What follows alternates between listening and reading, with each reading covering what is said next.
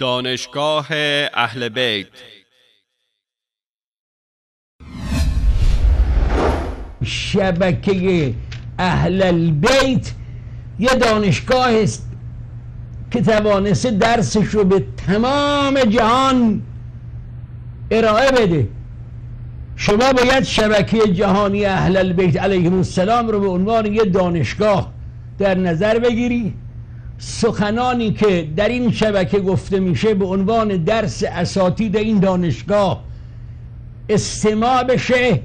شما باید از مطالبی که بیان میشه، اینو دفعه قبلم به عرضتون رسوندم، یه قلم و یک دفترچه داشته باشید. نکاتی که مورد استفاده بسیاری است از اون یادداشت به عمل بیارید. درس رئیس و استاد این دانشگاه به دانشجویانش. و امرهم شورا بینهم، این درباره حکومت نیست. امرهم شورا بینهم اگر بود چه معذرت میخوام نجاست خورد ابوبکر که عمر را بعد از خود تعیین کرد. شما یک کار برای من بکنید، منم برای شما دعا میکنم.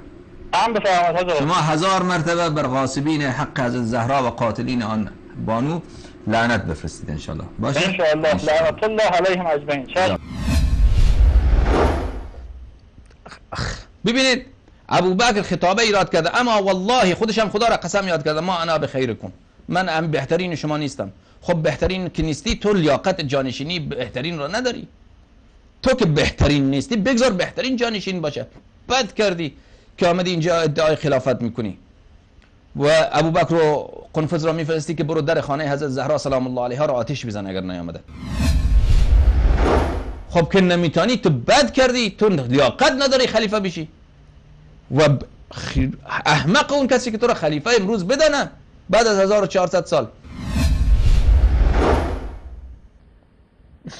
این شخص اینقدر خبیث بود و اینقدر غلیظ بود و اینقدر کثیف بود که وقتی که دستشویی میرفت خادم خود را میگفت بیا تو مرا پاک بکن.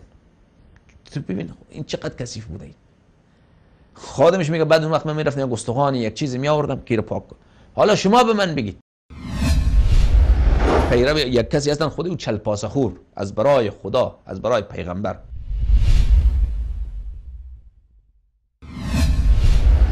خطاب در تمام عمرش میداده و معبون بوده. عزیز یواش حالا اینا رو شما عزیز من اینا رو واضح اینجوری میگید خوب نیست عزیز من.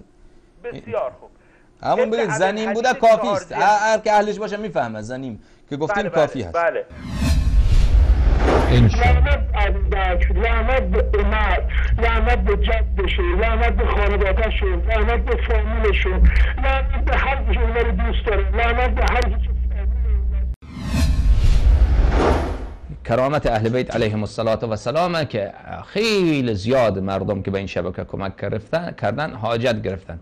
الحمدلله رب العالمین. و این فضل اهل بیت علیهم السلام که دیگرها به ما طعنه میزنن که مراجع شما رو تایید نکردن. بابا جون وقتی که امام عصر علیه السلام خودش تایید میکنه، وقتی که 12 امام تایید میکنه، وقتی که مریضی های سرطانی اینجا شفا مییابه، الحمدلله رب العالمین. من چه احتیاج داریم که چند تا آیت الله که برادر از اونا ما تاییدیه بگیریم.